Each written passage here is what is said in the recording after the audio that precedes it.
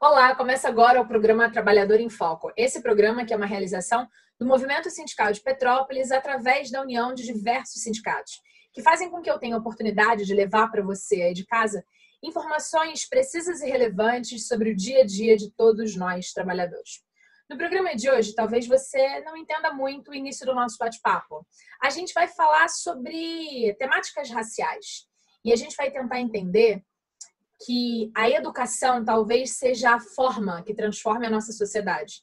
A educação é a forma, mas também quando assuntos são as temáticas raciais. E é por isso que eu vou ter o prazer de conversar com a historiadora e mestranda em História Social, Jéssica Miranda de Souza. Tudo bem, Jéssica? Tudo bem, boa noite.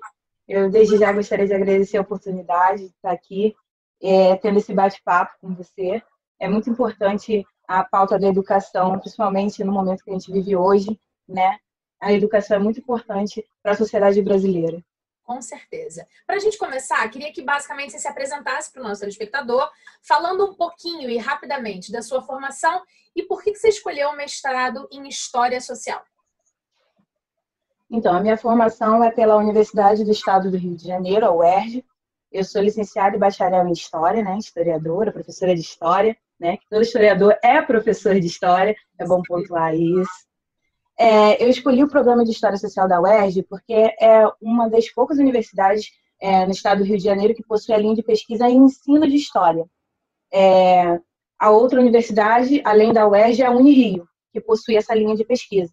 Mas eu optei por continuar na minha universidade, fazer uma formação continuada, porque, né, a gente já pega aquela afetividade, né, quanto à universidade que a gente faz a nossa graduação.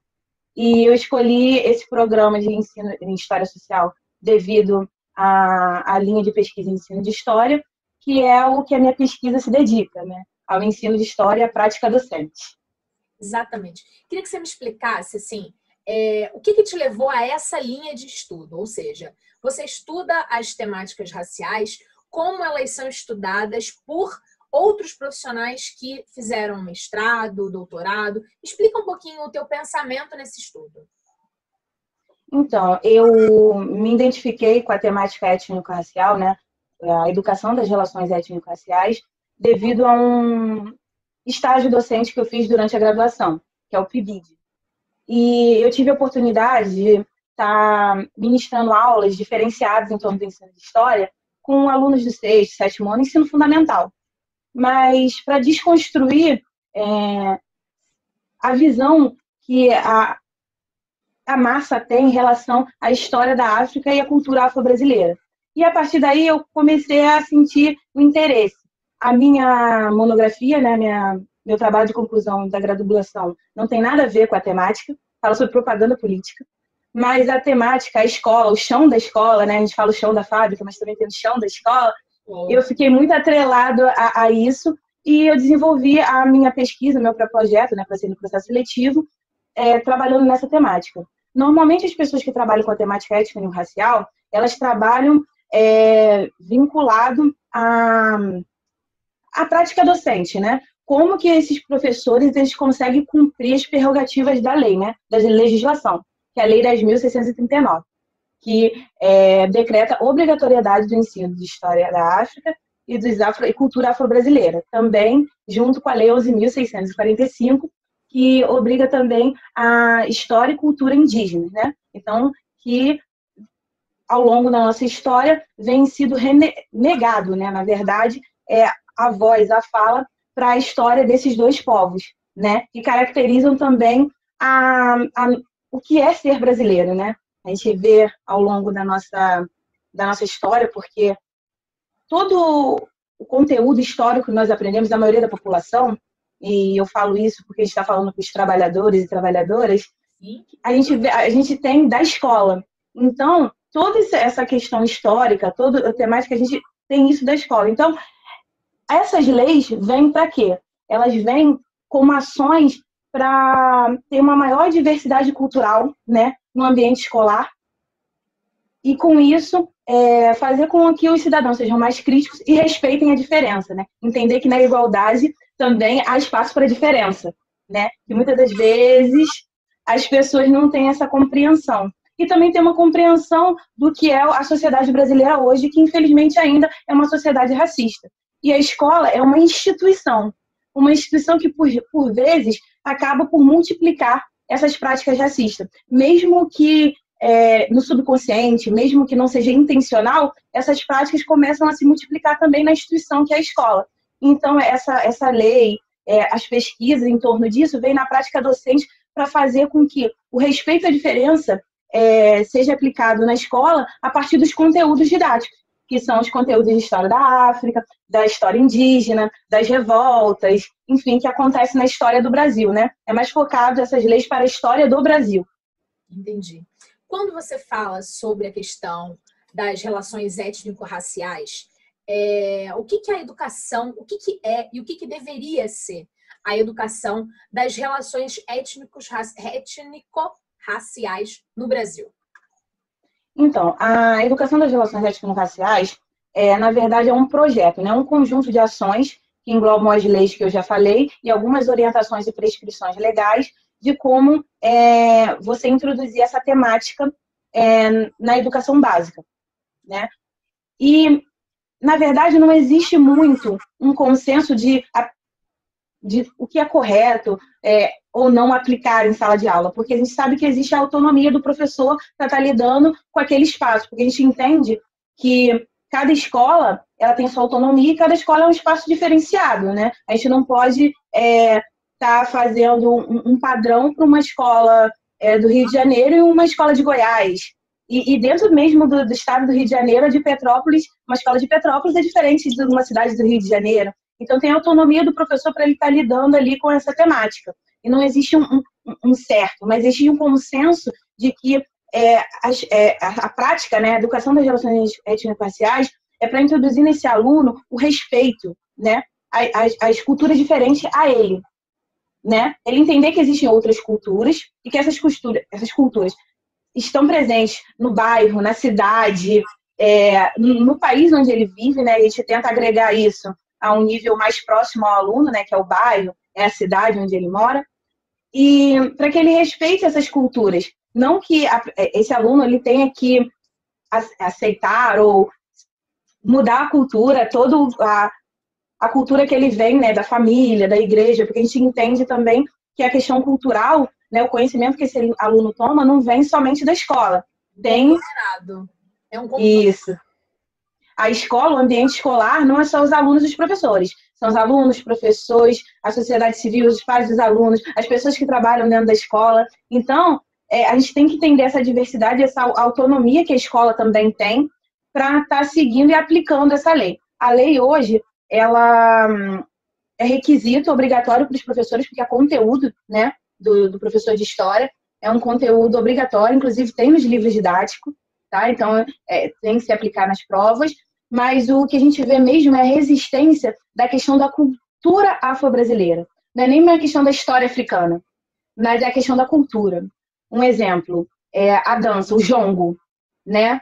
É uma coisa que às vezes só tem resistência no ambiente escolar de alguns pais, de alunos, porque encaram aquilo, como eles não têm conhecimento, eles têm um preconceito, né? Sim. Como eles não conhecem a fundo, e aí eles rechaçam já essa questão da cultura e não deixa que isso aflore e o professor consiga trabalhar isso em sala de aula. Enquanto em outras escolas, isso passa facilmente, então é um trabalho que a gente vê que é um trabalho de formiguinha, cada professor, né? Então, normalmente, os trabalhos envolvendo a educação das relações étnico-raciais é muito focado na prática docente, no professor, né? Como o professor vai lidar com isso, como o professor vai lidar com as expressões externas e internas da escola, como lidar com os pais dos alunos, e como é que também é a formação desse professor, né? Porque a lei é muito nova, a lei é de 2003, né? Então, a gente sabe que a educação básica, a rede nacional, tem muitos professores formados antes de 2003, que não conseguiram ter essa especialização, enfim, em torno dessa temática.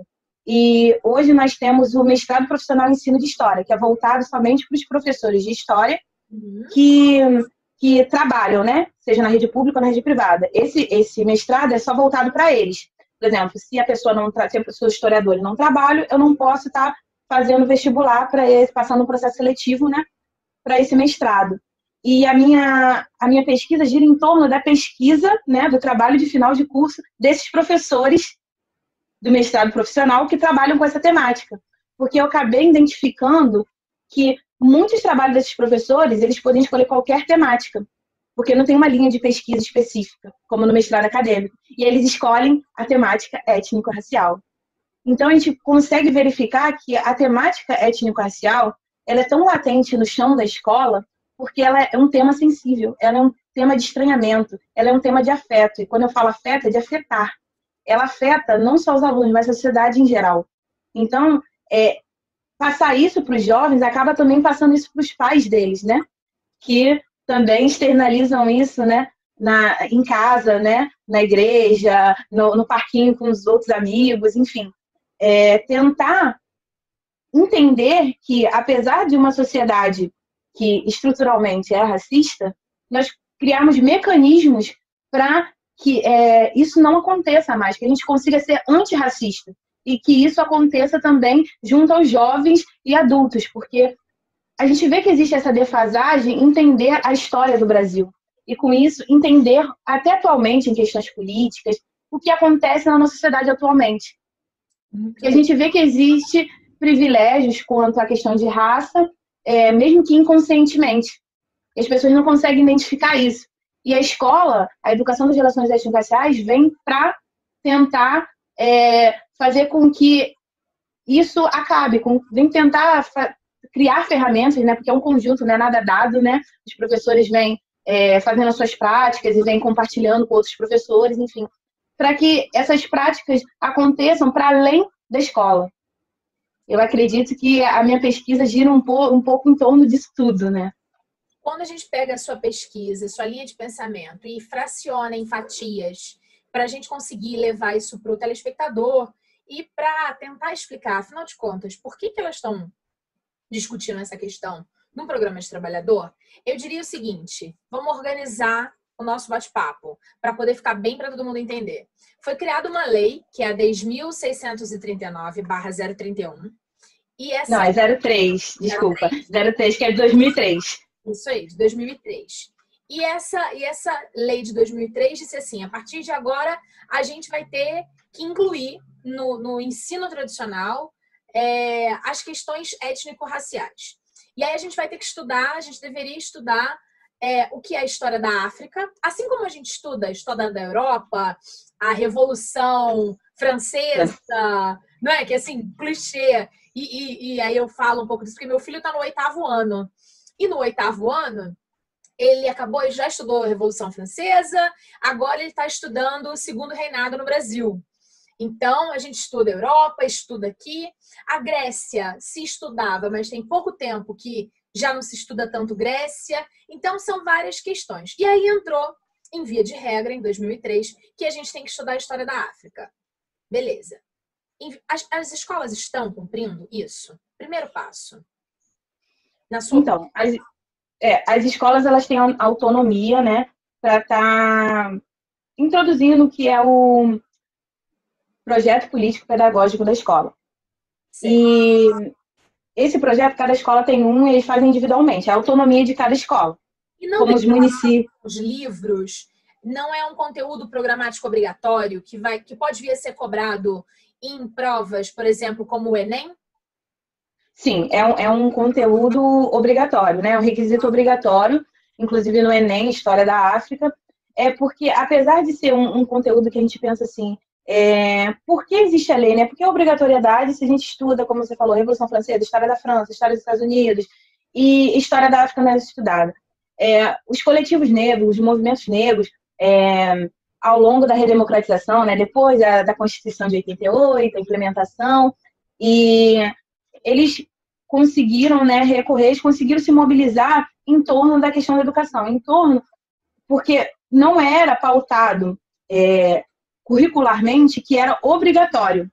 Existia já um currículo padrão, que é o currículo que você acabou de falar, da história geral e a história do Brasil. E que talvez você também tenha estudado. Isso, exatamente. E não havia espaço para a questão da temática racial. Dentro da história do Brasil, apareciam a figura do indígena e a figura do africano normalmente aparecendo de maneira pejorativa, ofensiva, ou como se eles fossem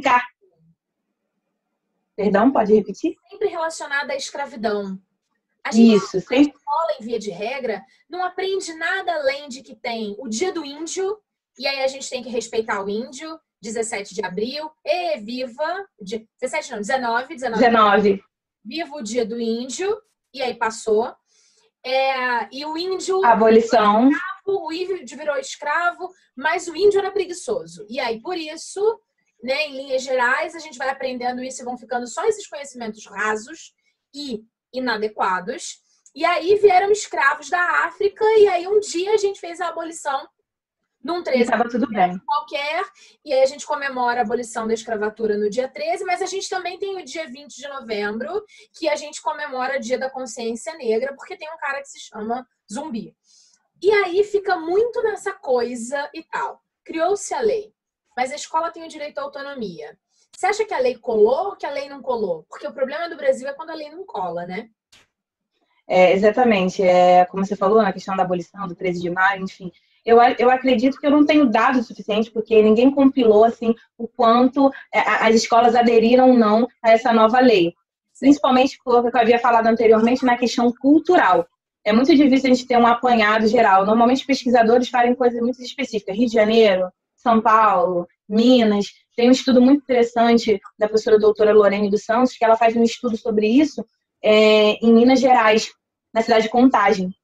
E a pesquisa dela, apesar de ser específica, ela fala muito da questão da resistência, né? Por parte dos pais, alunos, a resistência escolar, a conta falar sobre a cultura afro-brasileira, africana e afro-brasileira. Porque a temática, falar de história da África, a gente fala não só de aspectos culturais, a gente fala de aspectos geográficos, enfim, de guerras, não somente de religião, música, né?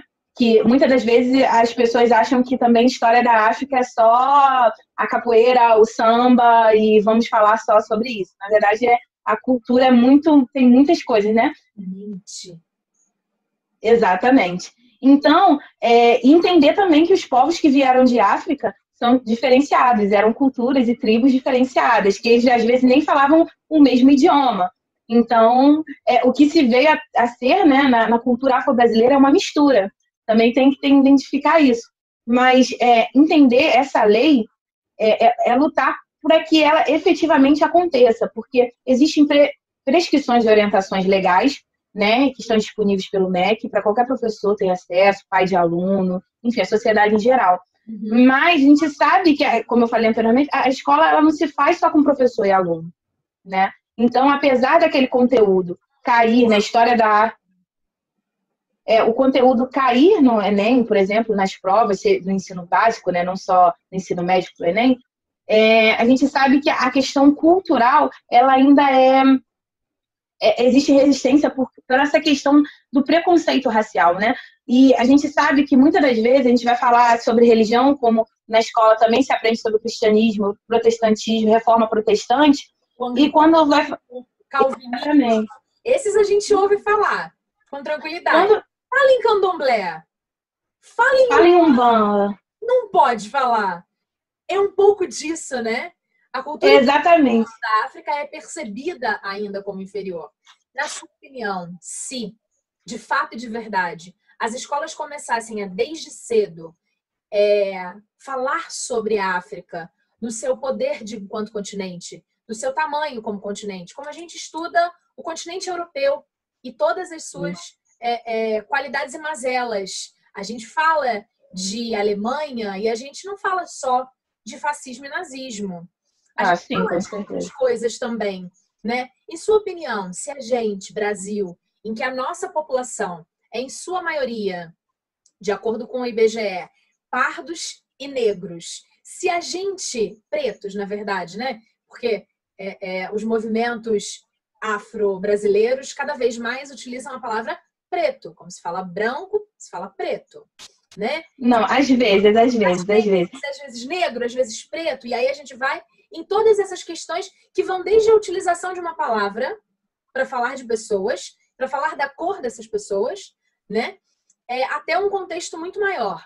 Se nós, enquanto sociedade, na sua opinião, que está estudando, o quanto professores estudam a importância das questões étnico-raciais, se nós começássemos a estudar mais a nossa origem, que também veio da África, a gente teria uma sociedade que ia perceber a nossa diversidade com outros olhos?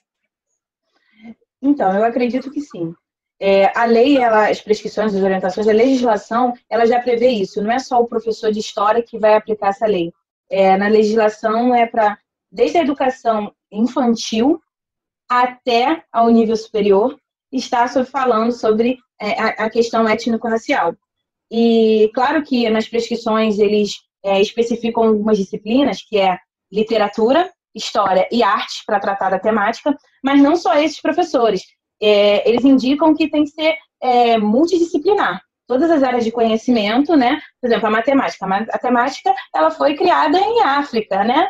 Então, lá no Egito já existia matemática, engenharia, enfim, arquitetura. Digo as pirâmides lá, né? Que muitas pessoas acreditam que o Egito não fica na África, mas fica na África. E apesar da cinematografia de Hollywood dizer outra coisa, né? Mas, enfim, eu acredito que seja necessário, sim, trabalhar desde a educação infantil. Como a gente trabalha a questão do índio na educação infantil, a gente tem que trabalhar a questão do negro africano, sim. A gente tem que introduzir, a partir da educação, o máximo de informações, de conhecimento, para que esse aluno, ao longo do seu estudo, e quando ele vir se tornar um adulto, ele consiga se tornar um cidadão da nossa sociedade que se quer democrática, que consiga pensar conscientemente e criticamente em torno de tudo que acontece, né? O que eu venho reforçando sempre, é o respeito à diferença. E eu vejo muito, assim, igual você falou, a questão do preto e do negro. Essa questão muito pela questão da democracia racial. Muitas das vezes foi introduzido no pensamento popular da questão da miscigenação. Todos nós somos miscigenados, nós vivemos numa democracia racial, e isso acabou por ocultar o preconceito, a discriminação que as pessoas retintas, as pessoas de pele negra, sofriam. Apesar de nós sermos um país miscigenado, sim, somos. As pessoas têm avós negros, pais negros, indígenas, existe. Mas ainda assim, na nossa sociedade, a pessoa que tem a pele, é marcada na pele, com a cor negra, ela ainda sofre a discriminação. E é aí que a perversidade da questão da democracia social cai. Por quê? Porque ela acaba introduzindo que todos nós somos miscigenados e não existe preconceito. E acaba por negar essa negritude. Então, muitas das vezes, você não quer falar a palavra negro, você quer falar preto. O movimento no Brasil não é um movimento preto, é um movimento negro, é um movimento unificado negro. Então, por quê? Porque a junção, a gente entende que existem as pessoas pretas e pardas, e são as pessoas negras. Enfim, porque existiu tanto essa questão de botar tantos nomes para ocultar a sua negritude. A sua negritude. Então, às vezes, quando a gente está em sala de aula, que a gente passa os conteúdos de história da África, cultura africana, a gente vê alguns alunos se identificando, nossa, né? Eu sou preto, sou preto. Depois de várias aulas, claro que não é assim, né?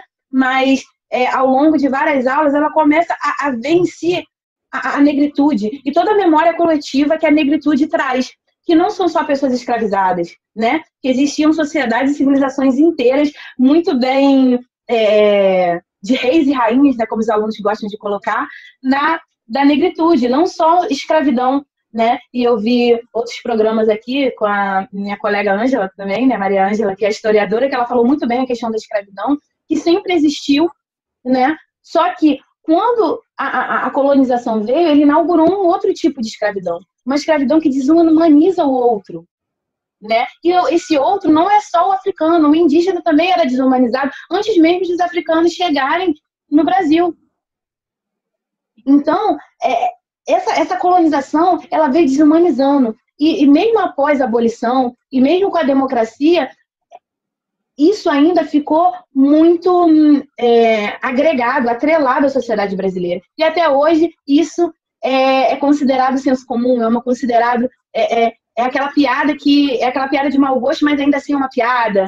E não são assim. Se as pessoas começarem a entender e ter o conhecimento desde cedo do que foi a história do Brasil, mesmo pelas coisas ruins que aconteceram, que a gente sabe que a escravidão, o tráfico transatlântico e a escravidão indígena foram péssimos na história do Brasil, que essas pessoas conheçam desde cedo isso.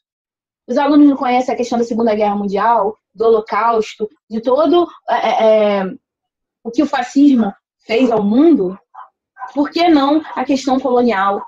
Então, o colonialismo ele tem que ser posto, não romantizado, não como o Dia do Índio, e você só pintar a criança no Dia do Índio sem explicar a ela, contextualizar. Então, é necessário que essa lei, para além de resistência, assim, eu acredito que resistência do ambiente escolar, que eu falo, eu acredito que é um trabalho de formiguinha. Os professores que estão fazendo esse papel de luta mesmo, na frente, né? Eles estão ali, mesmo com a resistência de pais de alunos, ou sociedade, ou patrocinadores das escolas privadas, eles que estão ali lutando para que esses conteúdos sejam introduzidos aos alunos e aos estudantes. E eu acredito que essa argumentação toda em volta dessa lei não foi uma coisa unilateral. Ela vem de um conjunto de ações do movimento negro, da sociedade civil, para que essa lei fosse aplicada, que essa lei fosse promulgada, né, na verdade, né, que ela passasse. Então, é a sociedade civil dizendo, né, a memória coletiva do povo africano, do povo indígena, está falando, olha só, não é bem assim, né? Essa memória coletiva da sociedade brasileira não está fluindo da maneira que nós conhecemos, né? É sempre uma disputa. A gente sabe que existe a ciência e a história e existe a memória. Existem as disputas de memória, memórias individuais. Às vezes, até mesmo a gente, quando era criança, o mesmo evento eu conto de uma maneira e o colega que estava do meu lado conta de outra maneira. Então, a gente tem que entender que essa disputa por memória também cabe dentro da ciência e história. Apesar de elas serem diferentes, elas andam de mão dadas. E você entender tudo isso, todo esse contexto, é muito importante. E principalmente para esses estudantes que vão vir a ser os trabalhadores do futuro. Né? Eles entenderem... É preciso entender e respeitar as nossas bases. Os nossos povos originários, que estavam aqui desde sempre, e os que vieram, uma lástima, como escravos, mas que constituíram a nossa sociedade atual. E com certeza, se a gente estudar desde cedo, talvez em breve não sejamos mais um país tão racista. Jéssica, eu te agradeço de verdade pelo bate-papo. Nosso tempo já estourou. Foi um prazer conversar com você. Te desejo todo o sucesso e que a sua pesquisa, junto com a de todos os outros professores que estudam essa questão étnico-racial, se torne cada vez uma verdade dentro das salas de aula. Obrigada de verdade, foi um grande prazer. Obrigada, agradeço novamente, foi um prazer estar aqui conversando com vocês. Obrigada a você de casa que ficou com a gente e que hoje sabe que existem professores, que existem muitos professores que continuam estudando e tentando fazer com que os nossos jovens cresçam de uma outra forma e que dessa forma a nossa sociedade se torne um lugar melhor para viver, um melhor lugar para todos viverem. Obrigada de verdade, Jéssica. Um abraço para você de casa. Até breve. Tchau, tchau.